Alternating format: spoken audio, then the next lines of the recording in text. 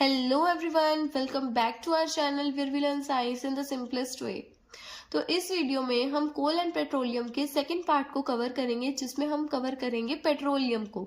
ठीक है, तो सबसे पहले देखो कि पेट्रोलियम क्या होता है। पेट्रोलियम का मतलब होता है कि जो प्रोडक्ट्स, जो चीजें हमें किसी डेड एनिमल से मिलेंगी। ठीक है, जो डेड एनिमल से हमें मिलेगा वो हमारा होगा पेट्रोलियम। जैसे देखो, जो कोल था, कोल हमें किससे मिल रहा था? कोल हमें किसी डेड प्लांट से मिल रहा था। जब जो डेड प्लांट है वो सॉइल में ब्यूरिड हो जाता था तो मिलियन ऑफ ईयर्स के बाद हमें उससे कोल मिलता था। तो सेम यहाँ पे ही है, बस यहाँ पे डेड प्लांट की जगह डेड एनिमल होगा। डेड प्लांट होगा तो कोल होगा, डेड एनिमल होगा तो पेट्रोलियम मिलेगा। ठीक है, पेट्रोलियम होता क्या है? It is in liquid fuel. ये लिक्विड फ्यूल होता है। ठीक है, और ये एक सिंगल सब्सटेंस नहीं होता, इसमें ना काफी सारे सब्सटेंसेस क्या होते हैं, मिक्स होते हैं। ठीक है, अब जो पेट्रोलियम है वो ग्रीक वर्ड से मिलके बना हुआ है, एक लैटिन वर्ड से मिलके बना हुआ है, जो कि है पेट्रा एंड ओलियम। ठीक है, पेट्रा का मतलब क्या होता है? रॉक, एंड ओलियम का मतलब क्या होता है? ऑयल। मतलब जब जो रॉक्स में ना हमारा जो ऑयल मिक्स होता है, ठीक है, तो उसी को हम क्या बोलते हैं? पेट्रोलियम बोलते हैं। ठीक है, इसकी फॉर्मेशन कैसे होती है? तो देखो, होता क्या है, जो हमारे डेड सी ऑर्गेनिज्म है, ठीक है, पेट्रोलियम हमें कहाँ से मिलेगा? पेट्रोलियम हमें मिलेगा डेड सी ऑर्गेनिज्म से मिलेगा। ठीक है, डेड सी ऑर्गेनिज्म से हमें मिलेगा। होता क्या है, जब ओशन में जो हमारा जो कोई भी एक्वेटिक एनिमल होता है, जब वो मर जाता है, ठीक है, एक्वेटिक एनिमल जब वो मर जाता है, देखो मर गया तो वो पानी के क्या हो जाएगा? एकदम नीचे आ जाएगा, बॉटम पे आ जाएगा। ठीक है, मतलब वो वहां आके गिर जाएगा। ठीक है, अब वहां आके जब वो गिर जाएगा तो उसके ऊपर भी क्या होती रहेगी? सैंड और क्ले वहां पे ऊपर उसके ऊपर आती जाएगी। ठीक है, जैसे सैंड और क्ले उसके ऊपर आती जाएगी तो उसके ऊपर क्या लगेगा? प्रेशर लगेगा। प्रेशर ज्यादा लगेगा तो टेम्परेचर ज्यादा आएगा। ठीक है, और वो जो एक्वेटिक बॉडी होएगी ना, वो हमारी कन्वर्ट हो जाएगी पेट्रोलियम एंड नेचुरल गैस के अंदर। ठीक है, जैसे हमने कोल में पढ़ा था, जब जो हमारा प्लांट था वो हमारा ब्यूरिड होता जा रहा था, जो प्लांट है वो जब हमारा ब्यूरिड होता जा रहा था, तो क्या हो रहा था? वहां पे कोल की फॉर्मेशन हो रही थी। ठीक है, और यहाँ पे भी सेम केस है, जब जो डेड सी ऑर्गेनिज्म है, जब वो भी क्या हो जाएगा? मर जाएगा, उसके ऊपर भी सैंड एंड क्ले क्या होती जाएगी? डिपॉजिट होती जाएगी, तो प्रेशर बढ़ता जाएगा। प्रेशर बढ़ेगा तो टेम्परेचर बढ़ेगा।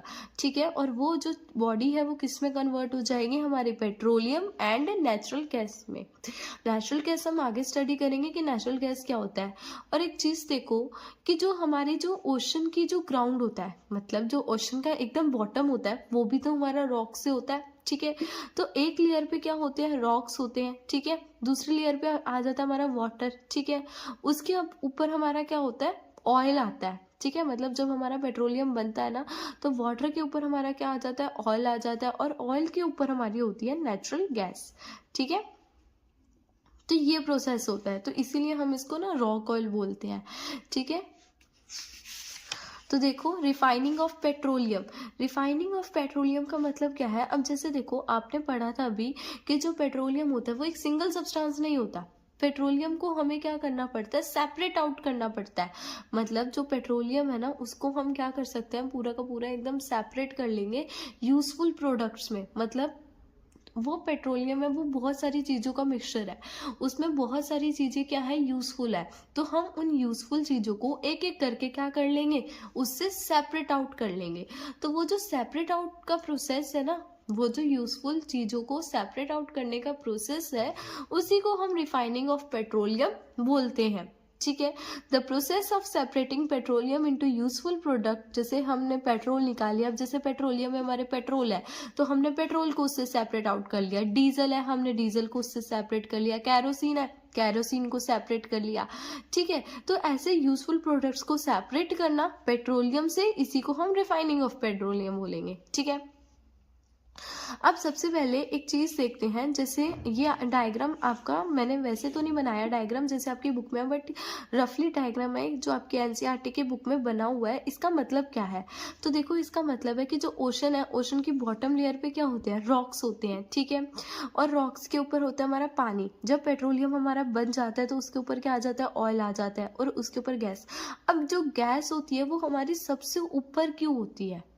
गैस हमारी सबसे ऊपर इसीलिए होती है क्योंकि गैस की जो डेंसिटी होती है वो कम होती है। डेंसिटी का मतलब ना अभी के लिए आप यही समझ लो कि कोई चीज़ कितनी हैवी है, ठीक है, कोई चीज़ कितनी हैवी है, ठीक है। तो जो हमारी गैस होती है उसकी डेंसिटी हमारे पास बहुत कम होती है, ठीक है, तो इसीलिए वो ऊपर रहती है। उससे कम किसकी होती है? ऑयल की होती है। ऑयल जो होता है वो वाटर के साथ मिक्स नहीं होता, इसीलिए जो वाटर के ऊपर ऑयल रहता है, ठीक है, ठीक है। तो ऐसे हमारे पेट्रोलियम के हम रिफाइनिंग करते हैं। It is done in a petroleum refinery. और ये जो हम पेट्रोलियम की रिफाइनिंग करते हैं ना, ये एक जगह पर होती है, एक प्लेस पे होती है, जिस प्लेस का नाम है पेट्रोलियम रिफाइनरी, ठीक है। तो अब देखते हैं हमें पेट्रोलियम से कौन कौन से ऐसे यूजफुल प्रोडक्ट्स मिलते हैं जिनको हम यूज़ कर सकते हैं, ठीक है। सबसे पहले आता है हमारे पास एलपीजी। एलपीजी का मतलब क्या होता है? लिक्विफाइड पेट्रोलियम गैस, ठीक है, जो हम अपने घरों में यूज़ करते हैं, जैसे हम कुकिंग करते हैं उसमें जो सिलेंडर यूज़ करते हैं वो एलपीजी, ठीक है। उसके बाद आता है पेट्रोल। पेट्रोल का मतलब होता है जो लाइट व्हीकल्स के लिए यूज़ होता है, ठीक है। उसके बाद डीजल, जो हैवी व्हीकल्स के लिए यूज़ होता है, मतलब जो लाइट व्हीकल, हैवी व्हीकल में जो पेट्रोल डालते हैं, जो डीजल डालते हैं ना, उनको चलाने के लिए, ठीक है, तो ये होते हैं। कैरोसिन, कैरोसिन का मतलब ये भी एक फ्यूल की तरह काम करते हैं, स्टोव्स के लिए, लैम्प्स के लिए, ठीक है। ब्यूटामिन क्या होता है?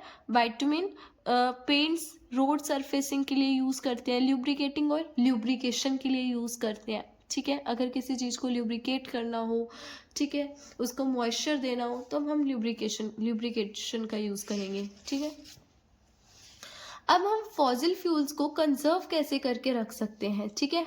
फॉसिल फ्यूल्स को कंजर्व कैसे रख सकते हैं, क्योंकि फॉसिल फ्यूल तो एक एग्जॉस्टेबल सब्सटेंस है, ठीक है, जो हम अगर ओवर यूज़ करेंगे तो वो क्या हो जाएंगे? एग्जॉस्ट हो जाएंगे, ठीक है।